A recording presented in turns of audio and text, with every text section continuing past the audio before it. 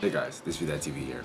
After taking a short break from anime for the past 2 weeks, I wasn't exactly sure what I should watch next. I didn't really have a desire to watch any particular anime or any specific genre, so I was just looking for anything that was good. While flipping through different things trying to find something interesting, I stumbled upon Princess Jellyfish, or Kuragehime. It piqued my interest because it wasn't the first time that I had seen this series. I had actually considered watching it in the past, but I just decided to watch another series instead. But after looking at the synopsis and the genres, it was kind of what I was looking for. A short, sweet slice of life series with interesting characters and comedy sprinkled in. Once I saw how many people had fallen in love with the show in the past, I was sold. Did Princess Jellyfish live up to the praise of its fans? Or was I in for a big disappointment?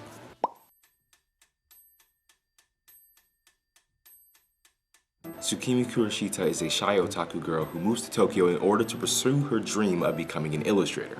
Once she arrives, she meets up with some friends that she met online, who invite her to live in their apartment complex at Mizukon. In a Mizukon, there are several rules, but there is one that must be observed above all others. There are absolutely no boys allowed in the building.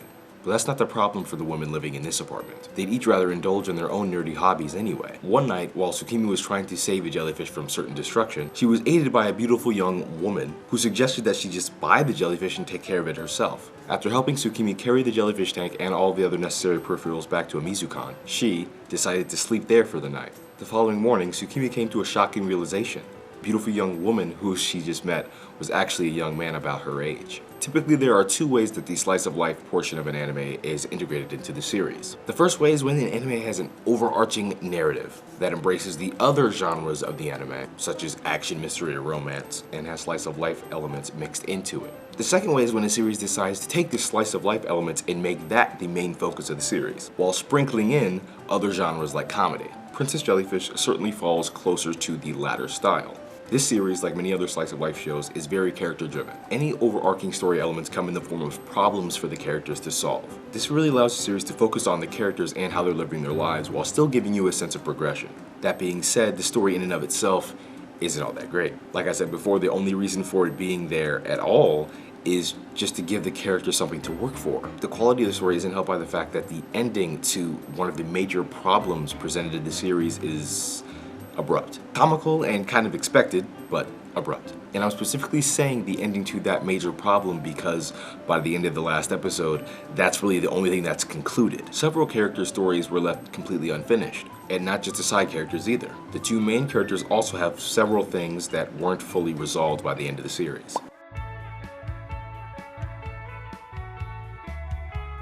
The characters in Princess Jellyfish are the best and most interesting part of the series, but like the story, the characters have some shortcomings. Our two main characters, Tsukimi Kurashita and Kurenosuke Kubuki, are the two characters who were given the most background information about and who received the most development. The problem is that neither of their backstories or their development is really complete by the end of the series. Sure, we're able to get a good sense of who they are by the end of the series, but there were so many unanswered questions. And those were issues that plagued the main characters. The supporting characters received even less development than the main characters and were giving little to no background information about most of them. The relationships between the characters also lacked development. The series ended before the relationships between the characters could be fully developed, which is a shame considering how much time the series actually spends trying to do just that. With all of that being said, the cast of characters for the most part are all extremely likable. Each character has a set of quirks that are both charming and humorous. Tsukimi and her roommates also all share some similar quirks and personality traits, and oftentimes will respond to a certain situation in the same exact way, which makes for some pretty funny moments. Now, there are some moments where the characters may straddle the line between charming and annoying, but that isn't the case most of the time.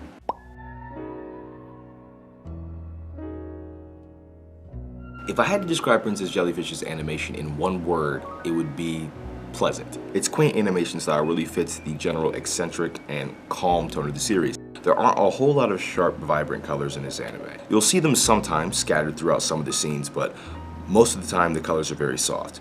The character models were fairly unique and distinct. You certainly won't have trouble telling the characters apart in this series. The background scenery is solidly done, but nothing really stood out to me.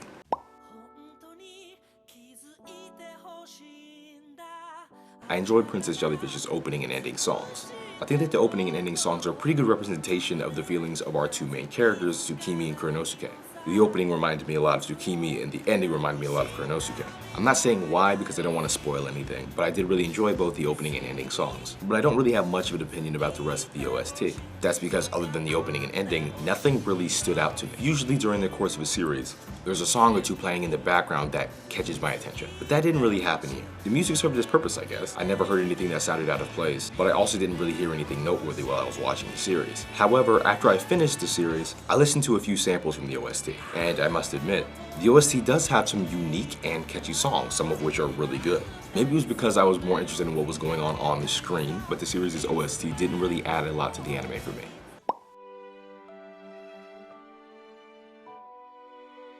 Despite the lackluster ending and character development, I really enjoyed watching Princess Jellyfish. I was really interested in the lives of the characters and couldn't wait to see what was going to happen next. One area where I think that the series' short episode count helps it is in its rewatch value. While I don't think I'll be returning to this series anytime soon, if I'm looking forward to watching a comedy slice of life series in the future, I know that I can tune into Princess Jellyfish without making a large time commitment.